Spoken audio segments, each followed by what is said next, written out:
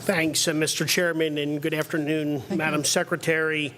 I want to talk briefly, like my good colleague from Westmoreland County, I want to maybe focus more on the financial aspects of it, although I think we're all very proud of our park system here in the state. I want to talk a little bit about the minimum wage.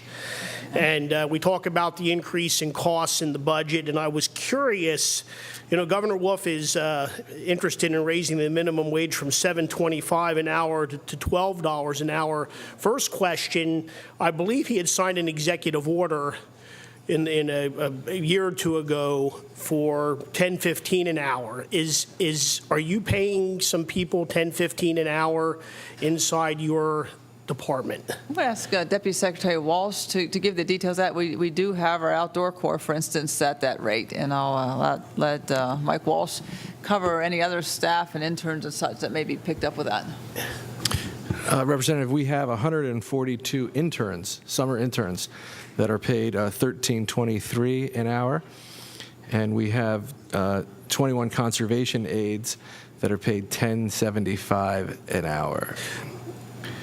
Because that does fall, just kind of following up, because, I mean, when you look at statewide, I'm looking at your, you know, inside your own budget, the independent fiscal office stated this increase in minimum wage could impact 1 million workers here, you know, in the Commonwealth. And what I'm wondering is, does your budget, you're already paying people over the $12 threshold in some of those cases, does your budget assume any cost assumptions or impacts related to that increase in minimum wage? I mean, is that included, you know, or are we assuming inside your budget, are we preparing for that increase? Or yeah, we've taken that into account. It's a minimal amount. I think when we looked at it, it was just shy of $40,000. And we've made all those assumptions, and it's in the budget. So it's not, I know, like I said, I know my colleague before was trying to figure out where the differences were, and I just wasn't sure what the impact was on that. And I do know we had that executive order, and I mean, I do think this is an issue that's not cut and dry. I know yesterday I was actually shocked at some of the testimony of particularly one of the secretaries. I was surprised at his response, because I don't think he knows just what the impact really is going to be on something like that. But nonetheless, kind of switching gears, looking at costs at our parks. Is there any potential, and I know my colleague here had asked some questions about how we can deal with services and park entrance fees, et cetera. Have we attempted to outsource any of our park maintenance operations, like lawn mowing, trash collection, and anything like that to reduce costs? I'll say one thing, and I'll turn it over to Deputy Secretary Norbeck. We have private concessionaires, private contracts on state park and state forest system to serve the public, and these are operators of everything from big snow resorts, big ski resorts, all the way down to a little concession stand at a pool. And these private concessionaires really are chosen to serve the visiting public. The main screen there is they're serving the core purpose of the park. But in doing so, though, they are making money, and they are serving an important purpose, and they are providing jobs. On the outsourcing of other services, I'll ask Deputy Secretary. Sure. So we do outsource some of our labor work. Now, we probably in every state park we have some type of trash collection contract. Now, our employees our wage employees or seasonal employees mostly would be the folks picking the trash up off the ground daily or many times during the day. But we do have trash collections. We also contract out a lot of our maintenance work.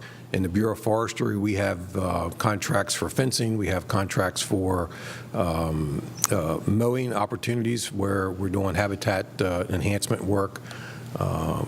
So we do a little bit of all of that where it makes sense. Let me just ask you, too, because for about 2 decades, I belong to an organization that helps preserve and protect the environment, stream bank restoration. I'm very involved in this back in my home area.